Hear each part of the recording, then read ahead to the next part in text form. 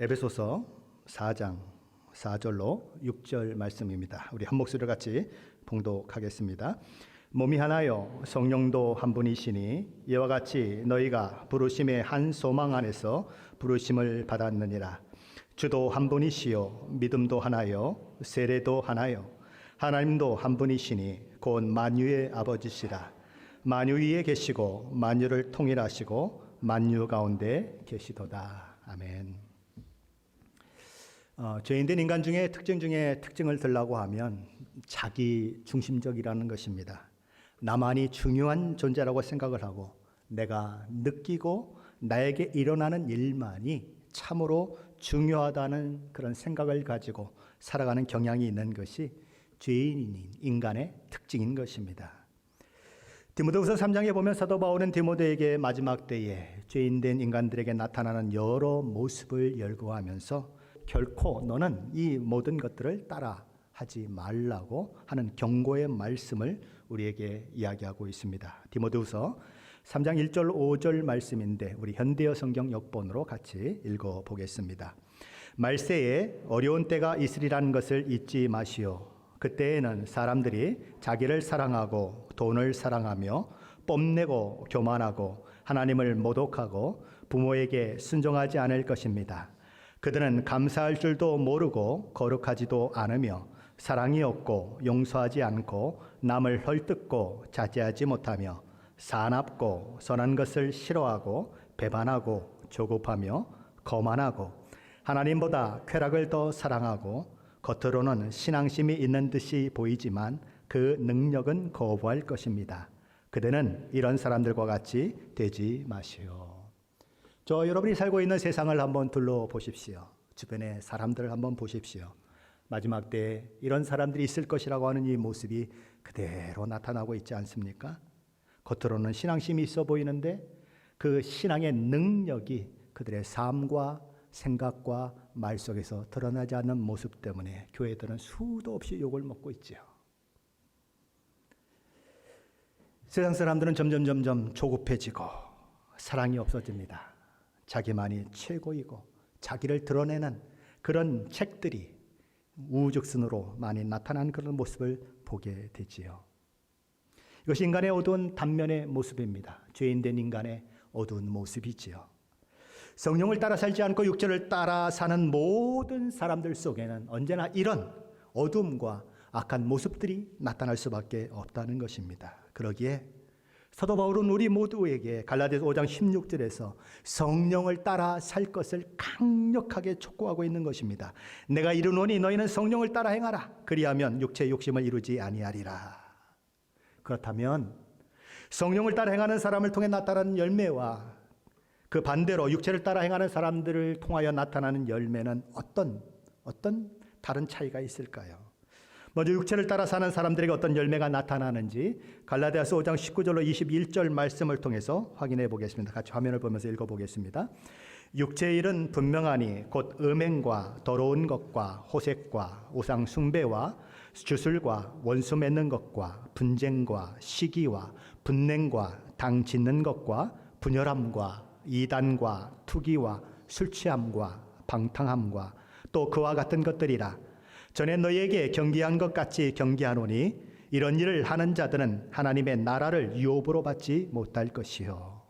여기 보면 음행, 더러운 것, 호색, 우상숭배, 주술은 물론 서로 원수가 지간이 되어서 사는 것, 분쟁과 시기를 만들어내고 분을 내고 서로 당을 짓는 것, 분열을 만들어내는 것, 그리고 질투심에 불타는 것, 술에 취하고 방탕한 삶을 사는 것, 하나님의 말씀을 교묘히 이용해서 이단 사상을 퍼뜨려서 수많은 사람들을 멸망의 사람으로 만들어내는 그런 일들이 다 어디서 온다고요? 육체로부터 온다라고 얘기하는 것입니다. 사람들이 성령을 따라 살지 아니하고 육체를 따라 살면 바로 이런 열매들이 나타난다는 것입니다. 그렇다면 반대로 육체의 욕심을 따라 살지 않고 성령을 따라 살게 되면 그들을 통해서 무엇이 나타날까요? 갈라디아서 5장 22절 23절 말씀에 보면 성령을 따라 행하는 사람들이 맺는 열매가 이렇게 기록되어 있습니다. 우리 화면을 보시면서 같이 읽어봅니다. 오직 성령의 열매는 사랑과 희락과 화평과 오래 참음과 자비와 양성과 충성과 온유와 절제니 이 같은 것을 금지할 법이 없느니라. 성령의 사람, 성령을 따라 사는 자들에게는 이런 열매들이 나타나며 이 열매들은 이미 그리스도 안에서 서로 하나가 된 하나님의 백성들을 더욱 견고하고 끈끈하게 묶어주는 그런 힘이 된다는 것입니다. 육체를 따라 사는가 아니면 성령을 따라 사는가 하는 것이 얼마나 중요할까요? 그냥 나 이대로 살게 내버려도 이래도 좋고 저래도 좋고 이런들 어떠하리 저런들 어떠하리 그런 우리 시도 있지 않습니까? 이방원이라고 하는 사람이 그렇게 얘기하죠. 그러나 우리는 그렇게 살 수 없는 것입니다. 왜냐하면 육체를 따라 사느냐 성령을 따라 사느냐 하는 것은 우리가 사느냐 죽느냐를 결정하는 것이기 때문에 그래요. 로마서 8장 13절 14절 말씀인데 같이 읽어보겠습니다. 너희가 육신대로 살면 반드시 죽을 것이로되 영으로서 몸의 행실을 죽이면 살리니 무릇 하나님의 영으로 인도함을 받는 사람은 곧 하나님의 아들이라. 육신대로 살면 어떤다고요? 반드시 죽을 것이다. 경고인 것입니다. 그러게 사도 바울은 너희는 모든 겸손과 온유로 하고 오래 참음으로 사랑 가운데서 서로 용납하는 성령을 따라 사는 그런 삶을 살아서 평안에 매는 줄로 성령이 하나 되게 하심을 힘써 지켜라 라고 그렇게 이야기하는 것입니다. 그러면 왜 우리는 하나됨을 지켜야 할까요? 왜 우리는 그래야만 하는지 그 이유와 근거를 제시하고 있는 것이 바로 오늘 저희가 읽은 본문인 것입니다. 사도 바울은 우리가 성령의 하나됨을 힘써 지켜야 하는 이유에 대해서 충분하고 확실한 근거를 오늘 저희가 읽었던 본문을 통해서 7가지 단어를 사용해서 제시하고 있습니다. 우리 다시 한번 에베소서 4장 4절로 6절 말씀을 우리 같이 읽어보겠습니다. 같이 읽습니다. 몸이 하나이요 성령도 한 분이시니 이와 같이 너희가 부르심의 한 소망 안에서 부르심을 받았느니라. 주도 한 분이시요 믿음도 하나이요 세례도 하나이요 하나님도 한 분이시니 곧 만유의 아버지시라. 만유 위에 계시고 만유를 통일하시고 만유 가운데 계시도다. 저희 여러분이 오늘 읽은 본문 속에서 가장 많이 나타나고 있는 단어는 무엇일까요? 어떤 단어가 가장 많이 나타나고 있지요? 하나라고 하는 단어입니다. 4절에서 3번 나타나고 5절에서 3번 나타나고 6절에서 한 번 나타나서 모두 7번이 나타나고 있어요. 한번 살펴보겠습니다. 먼저 4절입니다. 몸이 하나요 one body. 첫 번째입니다. 성령도 한 분이시여 one spirit. 두 번째죠. 세 번째는 한 소망 one hope입니다. 이제 5절로 가보십니다. 네 번째는 주도 한 분 one Lord. 다섯 번째는 믿음도 하나 one faith. 여섯 번째는 세례도 하나 one baptism. 그리고 마지막 6절로 가보면 마지막 7번째가 나오죠. 하나님도 한 분이시다 one God인 것입니다. 3절밖에 되지 않는 문장 속에 하나라고 하는 단어가 무려 7번이나 반복적으로 등장하고 있다는 것입니다. 무엇이 중요하다고요? 하나가 중요하다라고 얘기하는 것입니다. 사도 바울은 이 7개의 단어를 사용하여서 우리가 왜 하나가 되어야 하는지를 우리에게 얘기하고 있습니다. 오늘은 그 첫 번째와 두 번째를 살펴보려고 하는 것입니다. 사도 바울이 첫 번째 우리에게 한 몸이기 때문에 하나됨을 힘써 지켜야 한다고 이야기하고 있습니다. 고린도전서 12장 27절 말씀에 보면 이것을 이렇게 풀어서 얘기합니다. 너희는 그리스도의 몸이요 지체의 각 부분이라. 우리는 그리스도 안에서 한 몸입니다. 이 몸은 오직 하나만 존재합니다. 이 몸은 시애틀 임마누엘 교회처럼 눈에 보이는 교회, 그것을 말하는 것이 아니고 본질적인 교회, 눈에 보이지 않는 신비로운 교회, 그리스도의 몸을 구성하여서 한 몸을 이루고 있는 그 교회를 가리키는 표현인 것입니다. 그렇다면 몸의 특징은 무엇일까요? 몸은 여러 지체들이 유기적으로 서로 연결되어 있습니다. 그것은 기계를 만들듯이 어떤 다양한 부품들을 조합하거나 조립해서 되어지는 것이 아니에요. 교회란, 그리스도의 몸이란 조립된 항공기 엔진도 아니고, 그렇다고 해서 엔진과 여러 부품들이 사용된 비행기도 아닌 것입니다. 몸은 몸의 세포 증식을 통해서 성장하는 생명체 자체예요. 저와 여러분이 유식하든지 무식하든지 키가 크든지 작든지 부유하든지 가난하든지 백인이든지 흑인이든지 저와 여러분 같은 황인 인종이든지 상관이 없는 하나가 되어 있는 몸인 것입니다. 예수 그리스도의 십자가 대속의 은혜로 새 사람, 그리스도의 몸의 지체가 된 우리 모두는 한 몸을 이루어서 세포가 증식하듯이 몸으로 자라나고 있다는 것이에요. 그것을 따로따로 떼어 놓는다면 어떻게 될까요? 결코 한 몸을 이룰 수 없습니다. 손을 따로 갖다 놔 보십시오. 다리를 따로 갖다 놔보고 가슴과 허리 부분을 따로 갖다 놓아보고 수많은 장기들을 따로따로 갖다 놓아 보십시오. 그거를 조립한다고 해서 몸이 만들어집니까? 안 만들어집니다. 유기적으로 생명력을 가진 몸을 아무리 여러 지체들을 갖다가 모아 놓는다고 해도 만들 수 없는 거예요. 그것은 뭡니까? 이미 몸에서 떨어져 나간 것들은 생명이 없는 것이고 생명이 없는 지체들을 아무리 갖다 놓아봐야 생명을 만들어낼 수 없고 한 몸이 될 수 없는 것입니다. 어머니 뱃속에서 아이들이 어떻게 생성되는지 혹시 영상을 통해서 보신 적이 있습니까? 저는 너무 신기해서 유튜브를 통해서 여러 번 봤고 오늘 또 설교를 준비하면서도 한 번 더 봤습니다. 정자와 난자가 만나 수정을 이룹니다. 그리고 자궁으로 그 정자와 만난 정자와 난자가 자궁으로 이동을 해서 그곳에서 착상이 되더라고요. 그리고 뇌와 심장 같은 그런 중요한 장기들이 발달되기 시작합니다. 뭉툭한 손과 발이 만들어지고 눈, 코, 입 등이 초기 형태를 보이더라고요. 그리고 심장이 박동하기 막 시작합니다. 손톱과 발톱이 생겨나고 눈에는 눈꺼풀이 덮이고 12주가 지나가면 남자인지 여자인지 구별되는 그런 모습들이 나타납니다. 그리고 뼈가 점점 단단해지기 시작해요. 태아의 움직임이 점점 많아지면서 엄마의 배를 툭툭 치는 그런 일들이 일어납니다. 그리고 이제 손과 발이 거의 모양을 다 갖추게 되고 눈꺼풀이 열렸다 닫혔다 하는 일들을 하더라고요. 그리고는 이 아이가 여러 감각적인 것들을 인식할 수 있는 그런 능력이 아주 크게 배양이 되는 것입니다. 그리고 마지막에 세상을 향해 응애하고 나오는 것, 그게 아이들이 엄마의 뱃속에서 자라는 모습이에요. 그렇게 모든 것들이 하나로 연결되어서 나온다는 것입니다. 수많은 지체들이 있지만 그렇다고 해서 몸의 지체 하나하나가 독립된 생명을 가지고 있는 것이 아니고 한 생명을 가지고 있다는 거죠. 손과 발, 눈과 입이 있어요. 갈비뼈도 있고 다리뼈도 있고 심장과 콩팥 등 다양한 것들이 구성되어 있지만 그 다양한 것들이 하나로 모여 몸을 이루고 있다는 것입니다. 그게 몸이에요. 그런데 그것들 몸에서 따로 떼어나면 그것을 몸이라고 할 수 있습니까? 몸이라고 할 수 없다는 것입니다. 더 이상 떨어지면 몸이 아니라는 거죠. 몸의 각 지체들은 결코 독립적일 수 없습니다. 서로 상호 유기적으로 연결되어 있어요. 몸 속에는 독립적인 개체라는 것은 있을 수 없습니다. 각 지체는 다른 지체들과의 관계 속에서만 그 의미와 존재를 발견할 수 있다는 것입니다. 몸의 각 기관들은 다른 지체들의 필요를 요구하고 있어요. 다른 지체들에게 서로 의존하고 있습니다. 그래서 한 몸을 이루고 다른 지체들이 하는 그 기능에 의해서 혜택을 받아야만 성장할 수 있는 그런 모습들이 있는 것입니다. 그것이 유기적으로 연결되어 있다고 하는 몸인 것입니다.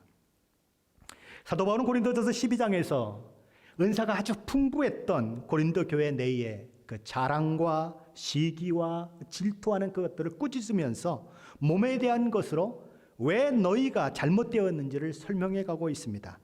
다양한 은사들이 고린도 교회 가운데 부어졌어요. 정말 엄청난 그런 은사들이 부어졌습니다. 고린도 교회 성도들은 그것 때문에 너무 흥분했고 네가 신령한 은사를 가졌느냐, 내가 신령한 은사를 가졌느냐, 누가 더 신령한 사람이냐, 누가 더 큰 사람이냐 가지고 계속 서로 다툼을 일으키고 교회를 어지럽히는 그런 일들이 일어났습니다. 마치 자기 힘과 능력으로 그 은사들이 자기 것이 된 것이냐, 그렇게 그들은 은사 키재기를 하면서 교회의 문제를 일으킨 것이지요. 그런데 사도 바울은 뭐라고 얘기합니까? 이렇게 얘기하는 것입니다. 하나 되면 무엇이냐?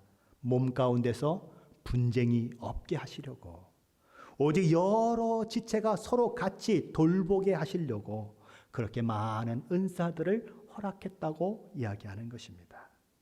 그러면서 그는 몸에 대해서 이런 얘기를 하는 것입니다. 고린도전서 12장 20절로 23절 말씀인데 우리 화면을 보시면서 같이 읽어보겠습니다.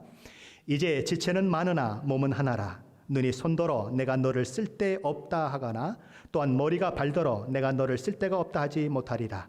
그뿐 아니라 더 약하게 보이는 몸의 지체가 도리어 요긴하고 우리가 몸에 덜 귀히 여기는 그것들을 더욱 귀한 것들로 입혀주며 우리의 아름답지 못한 지체는 더욱 아름다운 것을 얻느니라.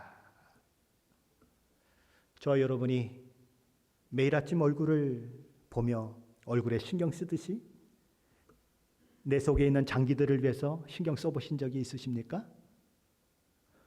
얼굴이 다른 사람에게 보이는 부분이기 때문에 굉장히 중요하다고 생각하지만 우리가 전혀 신경 쓰지 않고 살아가는 장기 중에는 얼굴보다도 훨씬 중요한 것들이 더 많이 있다는 것입니다. 그래서 우리 몸 가운데도 교회 가운데도 별로 두각을 나타내지 않고 약하게 보이고 뭐 저런 사람은 교회에 있으나 마나한 것 같은 그런 생각이 드는 사람이 있는데 그런데도 불구하고 그가 굉장히 중요하고 아름다운 지체일 수 있다라고 사도 바울은 이야기하는 것입니다. 그리스도의 몸된 지체 가운데 그런 일들이 있다는 것입니다. 어느 날 입과 눈과 귀와 그리고 코 사이에 싸움이 일어났습니다. 누가 크냐, 누가 잘났냐 하는 싸움이죠. 한참 논쟁을 해도 끝이 안 납니다. 뭐 내가 없으면 네가 뭐 네 기능을 할 수 있겠느냐 서로 싸우다가 마지막에는 셋이 하나가 되고 하나만 적이 돼 버렸습니다. 누가 하나가 됐을까요? 눈과 귀와 코가 하나가 되고 입이 적이 돼 버렸어요. 입을 공격하는데 하나가 되어 버렸습니다.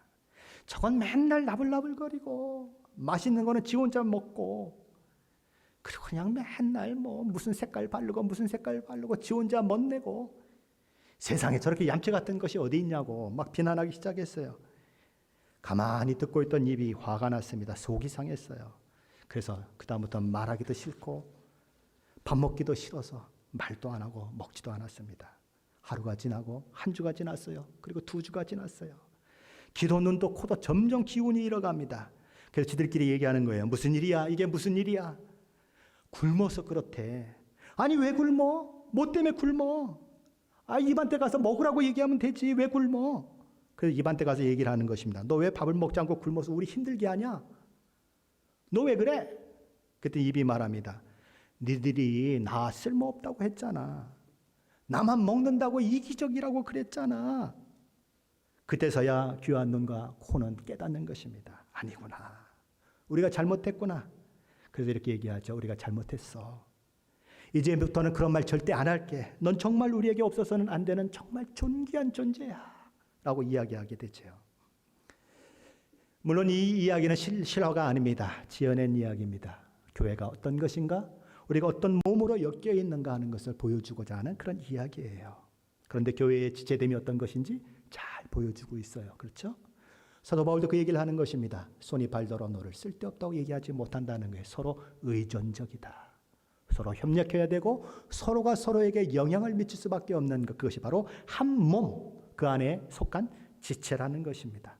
따로 떨어져 있으면 아무런 존재 의미가 없는 것이 바로 지체예요. 관계 속에서만 서로를 영향을 미치고 서로 그 관계 속에서만 의미가 있는 것, 바로 그것이 지체라는 것입니다. 그게 예수 그리스도를 구주로 고백하는 믿음 공동체, 그리스도의 몸된 교회의 모습이라는 거예요. 근데 우리는 신앙생활하면서 우리가 우리 주 예수 그리스도와 함께 묶여 있다고 하는 것, 연합되어 있다고 하는 이 사실을 종종 놓쳐요.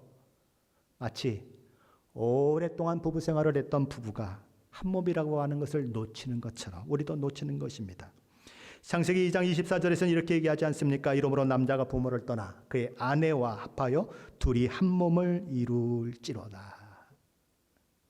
부부는 둘이면서 하나님입니다. 남편이 아내가 내가 좋다고 내가 그렇게 생각한다고 내 마음대로 할 수 없어요. 분명히 둘인데 내 마음대로 막 결정하고 막 나갈 수가 없어요. 그게 부부예요. 한 몸이기 때문에 그렇습니다. 심지어 남편 자신의 몸과 아내 자신의 몸조차도 내 몸이니까 내 마음대로 하겠다. 그렇게 할 수 없다고 성경은 얘기하는 것입니다. 고린도전서 7장 4절과 5절 상반절은 이렇게 얘기합니다. 아내는 자기 몸을 주장하지 못하고 오직 그 남편이 하며 남편도 그와 같이 자기 몸을 주장하지 못하고 오직 그 아내가 하나니 서로 분방하지 말라. 그걸 모르고 우린 부부 생활하면서 뭐라고 얘기합니까? 당신이 뭔데 나한테 간섭해. 내가 돈 벌어다 주고 생활비 줬으면 끝이지 뭘 간섭해, 뭘 더 원해. 당신은 당신이고 나는 나지. 나의 삶도 있어야지 라고 우리는 그렇게 얘기하는 것입니다. 그런 분은 50년 60년 부부 생활을 해도 아직 부부가 무엇인지를 모르는 거예요. 부부가 한 몸이라고 성경이 이야기하는 그 이야기를 아직 모르는 것입니다. 부부들이 그러는 것처럼 예수를 믿는 우리도 오래 믿었지만 주님과 내가 묶여 있다고 하는 이 사실을 잘 모르고 연합되어 있다고 하는 이 사실을 잘 모르고 지낼 수 있다는 것입니다.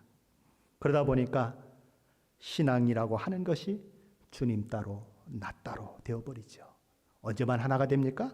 기도할 때만 만나는 주님이, 그리고 신학이라고 하는 이름으로 교회에 나와서 예배할 때만 만나는 주님이, 그때만 마치 함께 있는 것처럼, 함께 묶여 있는 것처럼 그렇게 신앙생활을 할 수 있다는 것입니다. 그런데 우리는 주님의 몸에 이미 하나가 되어 있다고 성경은 얘기하는 것입니다. 우리 주님과 저와 여러분은 결코 따로따로일 수 없다고 얘기하는 거예요. 한 몸이라는 것입니다. 그분은 우리의 머리고 우리는 그분의 지체다. 그리고 함께 지체된 형제와 자매들이 바로 그 몸을 구성하고 있는 각각의 지체들이다. 결코 떨어질 수 없다. 결코 외면될 수 없다. 한 몸이다라고 얘기하는 것입니다. 만일 저와 여러분이 어느 날 길을 걷다가 잘못해서 넘어졌어요. 팔이 부러졌어요. 그래서 사고를 당했는데 저와 여러분의 팔만 고통스럽고 몸은 아무런 고통을 느끼지 않을 수 있겠습니까? 그럴 수는 없습니다. 한 몸이기 때문에 팔이 부러져서 아프면 몸이 아픈 거예요. 손가락을 깨물으면 몸이 아픈 거예요. 그것이 한 몸이라는 것입니다. 그래서 사도 바울은 만일 한 지체가 고통을 받으면 모든 지체가 고통을 받고 한 지체가 영광을 얻으면 모든 지체가 함께 즐거워한다고 고린도전서 12장 26절에서 말씀하고 있는 것입니다. 그게 몸이에요. 우리는 이 공동체로 부름을 받고 있습니다. 한 몸으로 그렇게 부름을 받고 있어요. 정말 저와 여러분이 이 사실을 깊게 깨닫는다면 경쟁심이나 이기심, 이기주의, 그리고 자만감, 비난과 시기, 질투와 다툼 같은 것들은 설 자리가 없을 것입니다. 손이 기능을 잘한다고 해서 발이 시기할 이유가 있나요? 발이 잘 걷는다고 해서 눈이 시기할 이유가 있나요? 없어요. 잘 걸어주면 걸어줄수록, 더욱 잘하면 잘할수록 몸은 기능이 잘 동작하는 것이고, 그러니 잘 가는 지체들이 있다면 박수를 쳐줘야 되고 너 때문에 우리가 행복하다고 얘기해 줄 수 있는 것, 그게 몸이라는 거예요. 근데 우리는 그걸 잘 못하는 것입니다. 세워준다고 전화를 해놓고는 뭐하죠? 그저 남 비난하는데 30분, 1시간을 떠드는 분들이 종종 있어요. 만나면 남의 얘기하고 만나면 남의 비난하고 누구는 어떻고 목사는 어떻고 그 일에 아주 그냥 목숨을 건 것처럼 달려드는 사람들이 있는 것입니다. 뭘 몰라서 그래요? 몸에 지체되었다는 것을 몰라서 그래요. 누워서 침뱉기란 말이 있지요. 지체들을 욕해봐야 자기 몸 나쁘다고 하는 거예요. 그걸 모르는 겁니다. 그게 바로 뭐라고요? 육체를 따라 사는 삶이라는 것입니다. 정말 저와 여러분이 서로가 얽혀있고 묶여있고 한 몸이라고 하는 것을 안다면 저와 여러분은 평안히 매는 줄로 성령이 하나 되게 하심을 힘써 지킬 수 있게 될 것입니다. 사도 바울은 두 번째로 우리에게 성령이 하나 되게 하심을 힘써 지켜야 하는 근거로 성령도 한 분이시다라고 하는 이 사실을 이야기합니다. 한 분이신 성령님과 교회의 하나됨, 뭐 이렇게 연결이 되는 것 같습니까? 도대체 성령 하나님께서 한 분이신 것과 성령이 하나 되게 하심을 힘써 지켜야 한다는 명령이 무슨 관계가 있겠습니까? 그런 생각을 좀 해보게 되는 것입니다. 그런데 사도 바울이 이 얘기를 하는 것은 관계가 있기 때문에 이 이야기를 하는 것입니다.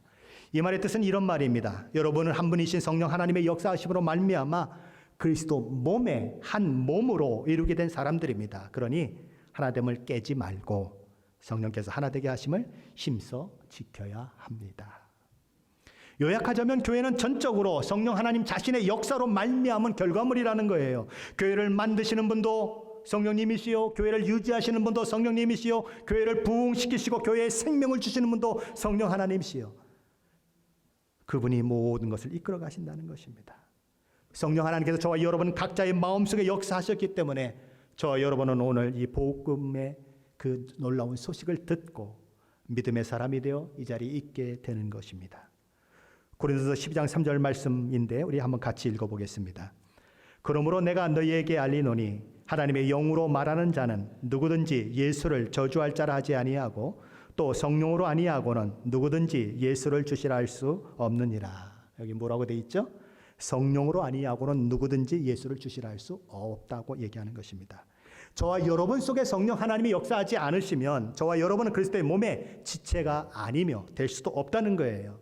성령께서 저와 여러분을 그리스도인이 되게 하시기 위해서 은혜를 베푸실 때 가장 먼저 저와 여러분에게 일어나는 것은 무엇일까요? 죄에 대한 각성입니다. 우리 자신과 하나님 사이가 모두 잘못되었다는 것, 내가 하나님의 말씀에 순종하지 않은 사람이라는 것, 하나님의 거룩한 성품을 거역했으며 하나님의 진노 아래 죄인이라고 하는 그런 자각이 생겨나는 것입니다. 내 마음 깊은 곳에서 내가 하나님을 대적하고 증오하는 그런 모습이 있었구나라고 하는 그런 자각이 생겨나는 것입니다. 그 사람은 어떤 사람이었습니까? 내가 왜 죄인이야? 왜 교회만 가면 나보고 죄인이라고 그러는지 모르겠어? 나만큼 양심적으로 산 사람이 있으면 나와보라고 그랬던 사람이 성령 하나님의 임하고 그리고 죄에 대한 각성이 그 마음 가운데 일어나면 회개가 터지는 거예요. 그래서 어떤 사람은 막 말을 대굴대굴 굴르면서 내가 죄인입니다 라고 울어요. 어떤 분들은 막 눈물과 콧물이 범벅이 돼서 죄를 슬퍼하면서 울부짖어요. 하나님, 내가 죄인입니다. 내가 이렇게 죄인입니다 라고 우는 거예요. 누가 그 일을 하십니까? 성령 하나님이 그 일을 하세요. 사도행전 2장에는 그 놀라운 사건이 기록됩니다. 빌라도 앞에서 신문을 받으시는 예수님을 향하여 그들이 이렇게 소리쳤었죠. 십자가에 못 박으소서, 십자가에 못 박으소서. 미친 듯이 소리 질렀던 그 군중들이 베드로가 전하는 복음의 그 말씀을 듣고서는 변화되는데 놀라운 변화가 그들 가운데 일어나는 것입니다. 베드로는 그들에게 설교를 한 후에 이렇게 말합니다. 너희가 십자가에 못 박은 이 예수를 하나님이 주와 그리스도가 되게 하셨느니라. 너희가 십자가에 못 박은 예수를 하나님이 주와 그리스도가 되게 하셨다라고 이야기합니다. 뭐가 어쩌고 어째 우리가 예수를 십자가에 못 박았다고 그러고 대들만도 한데, 그렇게 분노로 치를 떨만도 한데 그들은 베드로를 죽이려고 달려들지 않는 것입니다. 성경은 말합니다. 그들이 이 말을 듣고 마음이 찔렸다고 말하는 것입니다. 그래서 그들이 뭐라고 외치죠? 형제들아 우리가 어찌할꼬 라고 외쳐요. 놀라운 반전인 것입니다. 형제들아 우리가 이 큰 죄를 지었으니 이제 우리가 어찌하면 좋을꼬 라고 그들은 통회하며 자복하며 나아가는 거예요. 베드로가 이렇게 말합니다. 여러분 모두 회개하고 예수 그리스도의 이름으로 세례를 받아 죄사함을 받으십시오. 그러면 성령님의 선물을 받을 것입니다. 그러자 막 회개가 일어나요. 수많은 사람들이 예수 그리스도 이름으로 세례를 받는 일들이 일어나요. 당일에 예수 믿는 자가 무려 3,000명이나 더하더라라고 성경 기록하는 것입니다. 누가 하셨습니까? 성령 하나님께서 하신 일인 것입니다. 성령 하나님께서 죄인된 우리의 마음에 죄에 대한 각성을 일으키셔요. 그리고 성령 하나님께서 무슨 일을 하십니까? 초자연적인 방법으로 그리스도의 새로운 생명을 우리 마음 가운데 심어주셔서 우리가 변화되어 이전과 전혀 다른 사람으로 만들어내세요.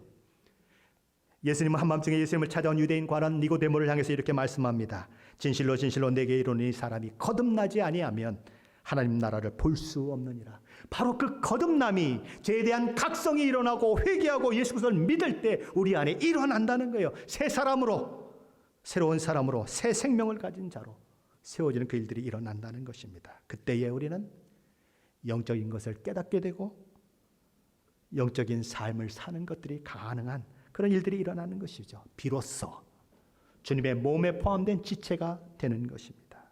모든 지체가, 그렇게 믿음을 고백한 모든 지체가 그리스도 안에서 한 몸을 이루게 되는 것입니다. 한 몸은 다 똑같다고 얘기하는 것이 아니죠. 손의 기능이 다르고 발의 기능이 다른 것처럼 서로 다름이 있지만 모두가 한 몸을 이루어서 한 목표를 향하여 달려나아가는 그런 일들이 있게 된다는 것입니다. 그것이 한 몸이죠. 근데 우리 신앙생활을 하면서 우리는 이렇게 시애틀 임마누엘 교회에 함께 공동체를 이루어 있으면서 우리 마음 가운데 늘 슬픔과 아픔이 있는 것은 이 공동체 내에 두 종류의 사람이 있을 수 있다는 것입니다. 한 종류는 어떤 종류입니까?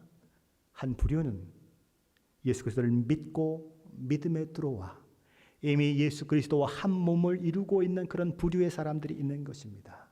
또 한 부류는 여전히 죄에 대한 각성이 일어나지 아니하고 여전히 회개나 그리고 믿음의 고백이 일어나지 아니함으로 인해서 교회는 와 있지만 그리스도 몸 바깥에 있는 자들이 분명히 있는 것입니다.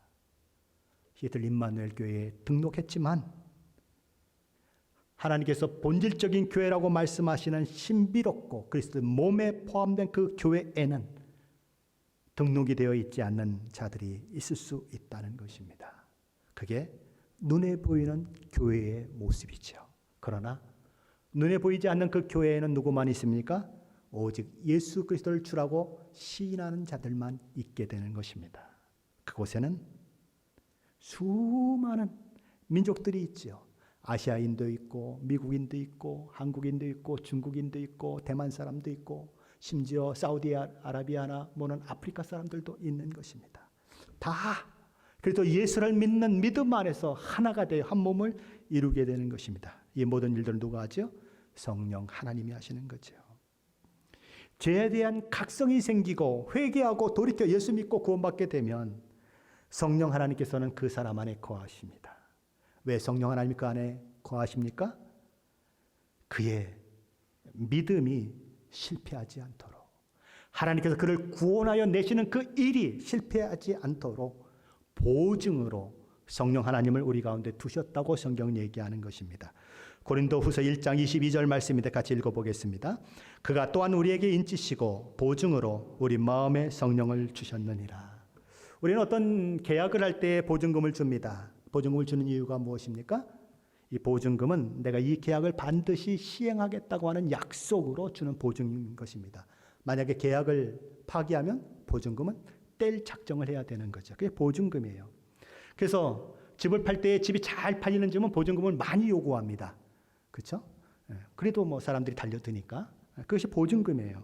그런데 하나님께서 우리를 구원하시고 하나님의 자녀 삼으셨는데 누구를 보증금으로 걸으셨다고요? 죄송한 표현이지만 성령 하나님을 보증금으로 우리에게 걸으셨다고요. 그 얘기는 무엇입니까? 우리의 구원이 결코 실패하지 않는다.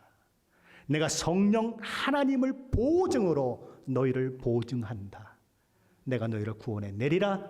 내가 너희 믿음을 실패케 만들지 않으리라. 그 약속과 그 은혜가 성령 하나님을 보증으로 우리 가운데 허락하신 그 약속 속에 있는 것입니다. 우리는 그렇게 새로운 피조물로 새 생명을 갖고 구원받은 자가 될 때에야 비로소 믿음을 실천할 수 있는 자, 거룩한 삶을 사는 자의 삶이 가능해지는 것입니다. 그리고 성령 하나님께서 우리 안에 내주하시면서 우리를 늘 인도하시죠. 세미한 음성으로 우리에게 말씀하시며 우리를 이끌어 가심으로 우리가 거룩한 하나님의 사람으로 믿음의 사람으로 세워지도록 인도하시는 것입니다.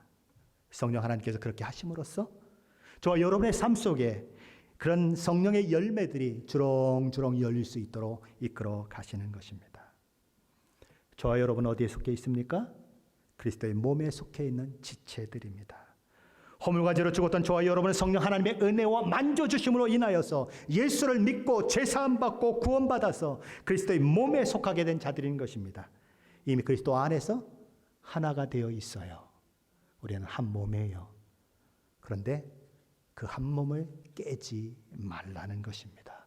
저와 여러분의 욕심을 따라 육체의 소욕을 따라 그렇게 행함으로써 한 몸 된 것에 누를 끼치지 말아라 라고 성령께서 하나 되시게 하신 것을 힘써 지키라 라고 그렇게 성경은 말하는 것입니다. 교회 안의 비극이 무엇입니까? 비극 중에 비극은 몸이 하나이요 성령이 하나라는 이 놀라운 진리를 교회가 망각하고 있다는 것입니다. 성령의 사역을 망각할 때 사람의 본성이 그렇게 역사하게 되고 분열과 분파, 가는 곳마다 문제를 일으키는 일들이 일어나게 되는 거지요. 저와 여러분 어떻습니까? 성령의 하나 되게 하심을 깨는 일에 앞장서고 계십니까? 아니면 하나됨을 지키는데 앞장서고 계십니까? 저와 여러분이 가는 곳에 분열과 시기와 다툼이 일어나고 있습니까? 사람들이 실족하며 교회를 떠나는 일들이 일어나고 있습니까? 아니면 저와 여러분을 통해서 저와 여러분과 관계를 맺고 있는 사람들이 실망했다가도 힘을 얻고, 그리고 용기를 얻고, 기쁨을 얻고, 믿음으로 부여하게 되는 그 일들이 일어나고 있습니까? 저와 여러분을 통해서 일어나는 일들을 보면 저와 여러분이 육체로 행하는지 성령으로 행하는지가 분명히 드러나는 것입니다. 우리는 그리스도의 몸에 속해 있어요. 몸은 서로 유기적인 관계를 맺고 있다고 했습니다. 생명적인 관계 가운데 있어요. 어느 것 하나 불필요한 것이 없고, 어느 것 하나 서로가 서로에게 영향을 주지 않는 것이 없는 것입니다. 그리스도의 몸에 속했다고 하는 것이 무엇인지를 저와 여러분은 깊이 생각해야 해요. 성령 하나님께서 저와 여러분을 위해서 행하신 일이 무엇인지를 저와 여러분은 깊이 생각해야 하는 것입니다. 이미 하나 되었으니 하나됨을 깨지 말아라. 우리 오늘 말씀은 그 이야기를 저와 여러분에게 하고 있는 것입니다. 성령도 하나이요 몸도 하나다. 잊지 말아라. 너희는 한 몸이요 성령이 하나인 것처럼 너희도 지금 하나 되어 있다는 것을 기억해라. 그러니 시기와 다툼, 미움과 질투는 떠나보내고 늘 품고 사랑하고 한 몸 공동체로서 용납하는 그 놀라운 일들을 행해라라고 이야기하는 것입니다. 몸이 무엇인지를 깊이 생각하십시오. 성령이 저와 여러분에게 행하신 모든 일들이 무엇인지를 깊이 생각하셔서 저와 여러분이 하나 된 것을 우리 마음 가운데 간직하면서, 하나님 그렇습니다. 내가 하나됨을 지켜가는 사람이 되겠습니다. 하나님, 나는 늘 분열에 앞장설 수밖에 없는 그런 연약한 몸을 가지고 있습니다. 남의 말하는 것이 더 쉽고 그런 모습을 가지고 있습니다. 그러나 하나님, 나를 쳐서 복종시키게 해주십시오. 나로 하여금 하나님을 바라보며 믿음으로 살아가는 귀한 일들이 있게 해주십시오라고 기도하며 하나됨을 이루시길 바랍니다. 부족한 형제와 자매가 보이십니까? 성경이 뭐라고 얘기했습니까? 그 사람이 더 요긴할 수 있다. 그 사람이 더 아름다울 수 있다라고 얘기하는 것입니다. 우리의 눈과 하나님이 보시는 시각이 다른 것입니다. 나는 교회에 아무 쓸모가 없는가 배라고 생각하는 사람이 있습니까? 그런 사람은 없습니다. 그리스도 안에서 한 몸을 이루고 있고 서로 영향을 미치며 그 몸을 성장하는 데 쓰임받고 있는 것입니다. 그것을 잊지 마시며 날마다 성령이 하나 되게 하심을 그렇게 이루어 가시는 저와 여러분이 되시기를 예수 그리스도의 이름으로 간절히 축원합니다. 기도하겠습니다.